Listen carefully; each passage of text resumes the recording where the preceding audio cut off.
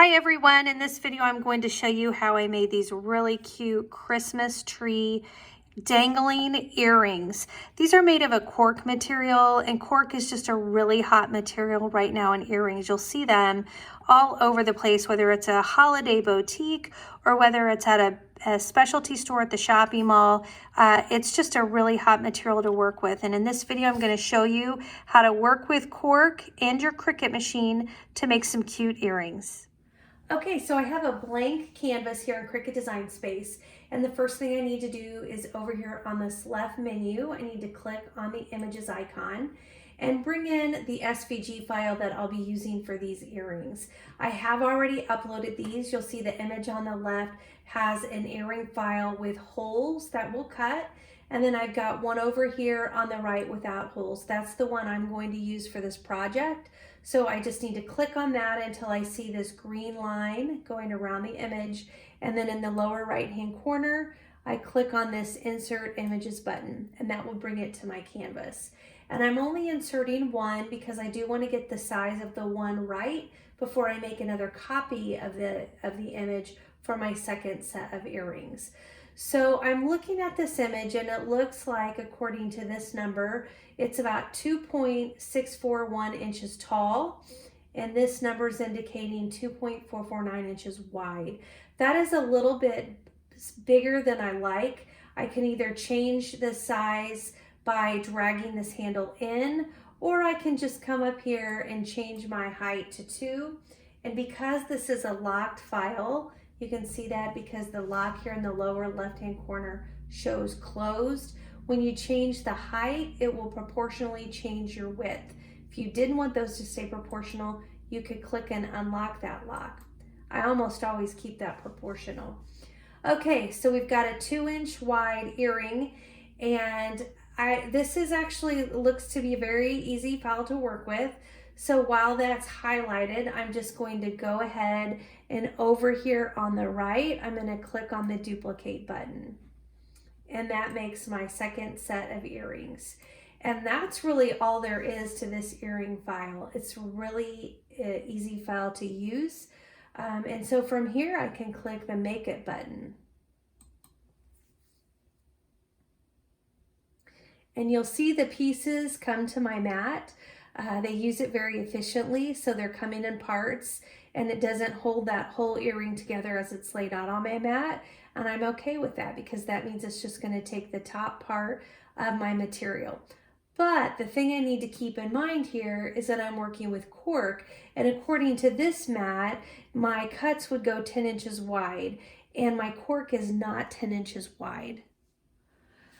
And the cork that I'm using here is only about 8 inches wide. And so I've got to move some of these items that are on my mat. I've got to move those so that they will actually fit onto my canvas, because here's my 8-inch mark.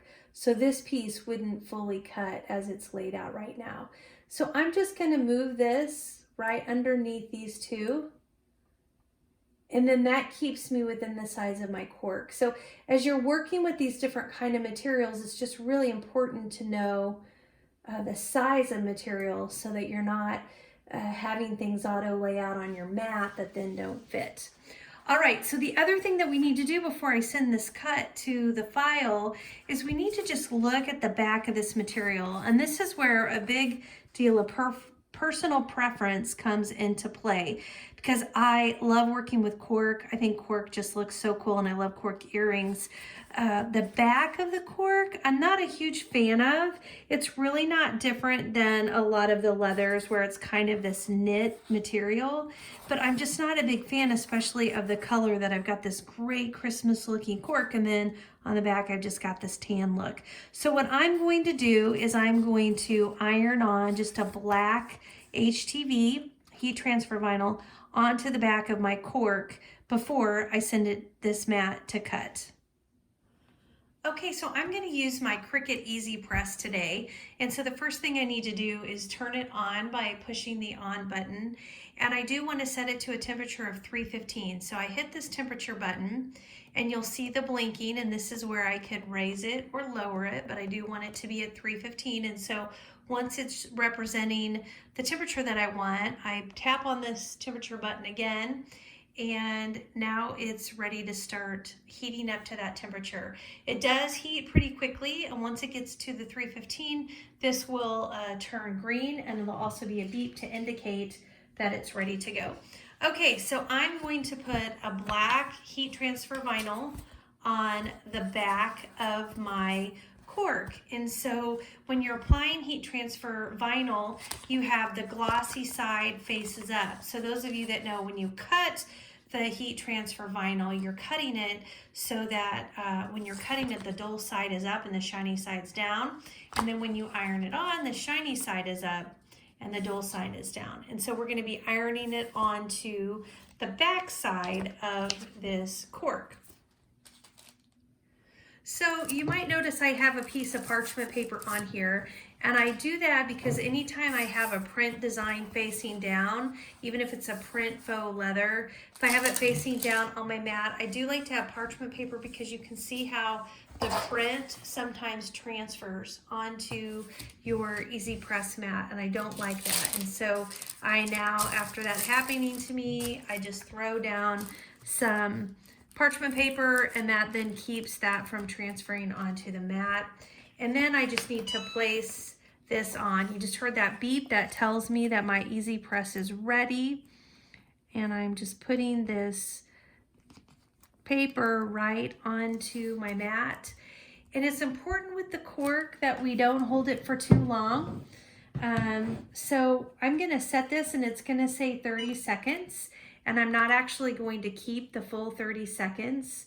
And then the other thing, my Easy Press isn't big enough to cover the full piece of cork. I've got kind of the smaller Easy Press. And so I'm gonna have to move my Easy Press so that I can then do the second half of it after I've done the first half. Now I didn't even leave it on for that full 30 seconds. If I do need to put it back on and do it just a little bit longer, I can. Oops. But I also just want to be careful because the cork is kind of a delicate fabric, and I don't want to do anything to mess up my cork. So let's take this off. See, this is how you can see when it gets hot, it kind of gets wrinkly, and that's why I'm really careful with my cork. Okay, so let's see if we can get it peeled.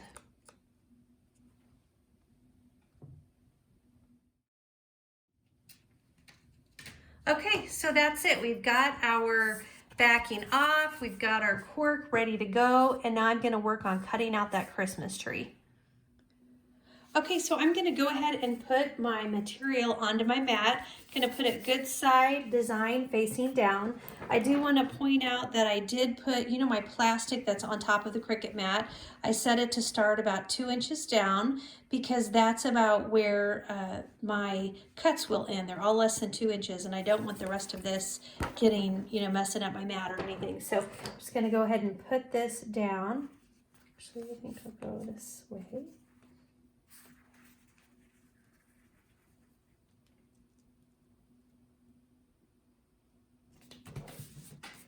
I do have a nice new mat. That's really important when you're cutting earrings, that you have a very, very sticky green mat. If you're doing leather, you need the purple mat, but for cork and faux leather, you can just use this green mat. And then now I'm ready to go ahead and send my project to the mat. So I just need to click continue. And it's going to ask me to set my material. So I'm just going to come over here to browse material.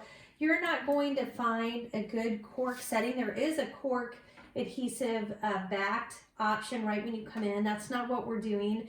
I have found, and again, the thickness of your cork would decide, you know, would really determine what you use. Based on the thin cork that I'm using now, this Shimmered Leather 1mm, that works really well for me. So that's the setting that I'm using today. And it is going to remind me that I can cut this fabric that I've chosen with a fine point blade. That's just the regular blade. And so now we are ready to load the mat.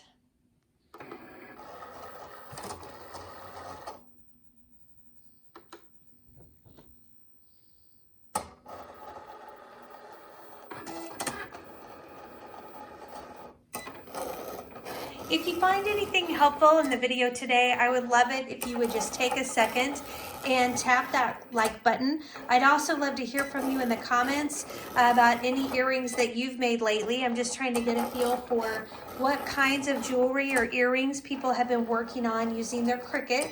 And then last, if you aren't subscribed to my channel and you're interested in DIY videos, I would love it if you would just take a second and tap that subscription button. And if you tap the bell, you will get notified anytime I load new videos, and then you could decide if that episode is one you would or wouldn't be interested in.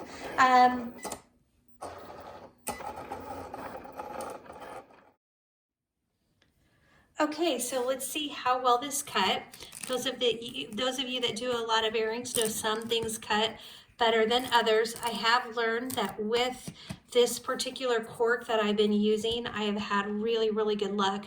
I will link to the materials in the comments section of this video. I'll put it in the description too, but just to make it easy, I'll pin that comment so you'll get to it easily, and you'll just find a link that takes you to every the materials that I use, the SVG file, anything that I think that might make this project a little bit easier for you. But I'm telling you, cork has just been so much fun for me to work with because it cuts so easy. All right, so we've got the parts cut, and now it's time to take those and put together our Christmas tree. Okay, so the first thing that we need to do, maybe I'll bring my green mat back in because I think you'll be able to see these parts and pieces better. This is such a dark wood that I'm working on. You'll be able to see these better. So the first thing that we need to do is we need to get our trees kind of assembled in the order that they will be in our Christmas tree. So we've got these three parts. And one thing I'm noticing is I have a little bit of a fray. You do want to clean up your cork. And I do notice that cork does often fray, but it doesn't really look like there's too much of that here. So here's my pieces. I'm going to use jump rings to attach these pieces together. So I need 2 jump rings to attach these pieces, and then 2 to do the next set. And I kind of debated if I wanted to use these bigger ones or these little smaller ones, and I ended up going with the bigger ones.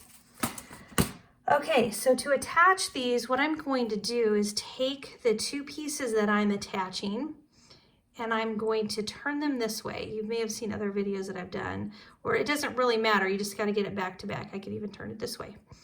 And this is what is going to help me. I've gotta get my 2 holes that I'm gonna be connecting to. And it just helps me see how are those 2 pieces connecting together. So by doing that, I know that it needs to be on the hole has to be in the most narrow part, right? Like I can't poke the hole over here because there's no material to match up. And that's why you really want to do these together. Now, of course, you could have used the file that already had the holes. Those of you that watch a lot of my videos, I really like to just poke my own holes. So I need to make sure I'm centering when I'm doing these holes. I want them kind of evenly placed between the 2 parts.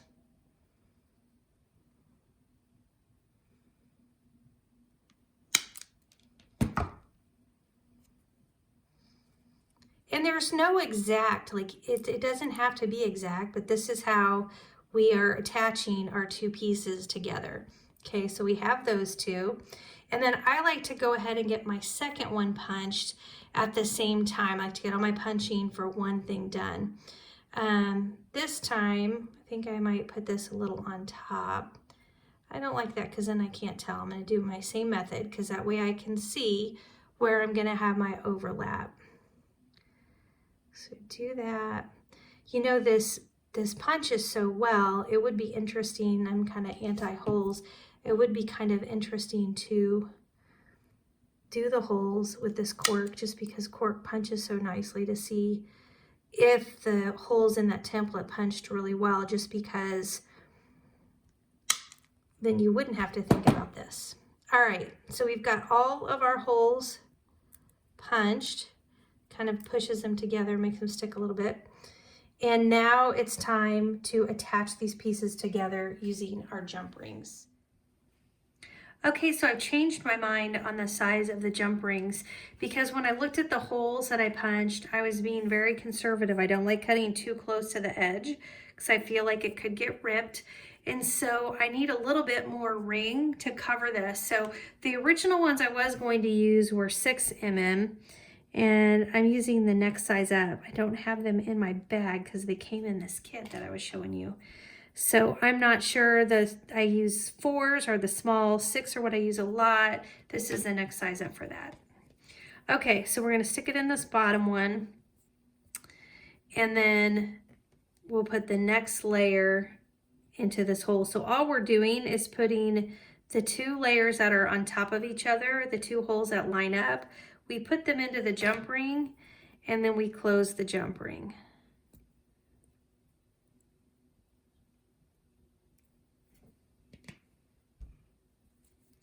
And then you can see this is like how that tree is coming together. So for those of you that haven't used jump rings before, it's really pretty easy. You just hold the jump ring, you find that center part where there's the opening, and you hold the right side of it or left side, depending on what handed you are, so that that opening is in the middle. And then you use this jump ring tool, and you put the jump ring into the slit, and then you just pull towards you to open that up. You don't pull side to side, it goes front to back. So then now I'm getting my other side of this, so I need to put the hole in, and then I need to get, let me think about this here. I need to get this into this hole like that.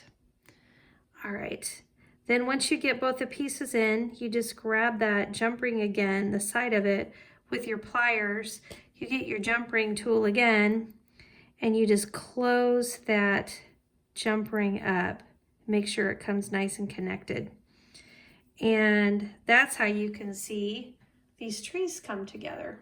All right, so we still need to get the top layer done. So I'm going to grab another one, get my jump ring, find the opening, face it to the top, hold tight with my pliers, take the jump ring in my left, open that up, get the hole into the jump ring. I always like to do the bottom one first, then get the top part into the jump ring.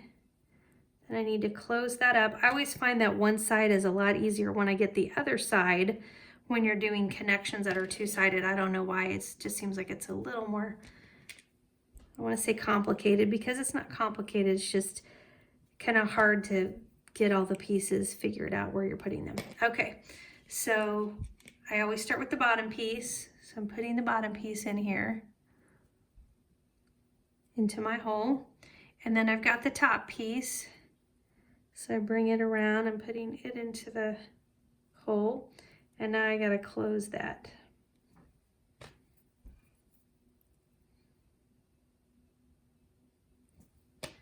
And there you go, you've got your whole tree is put together, and now all we need to do is put the hole in the top of the tree. Now I'm going to use a little bit different earring today.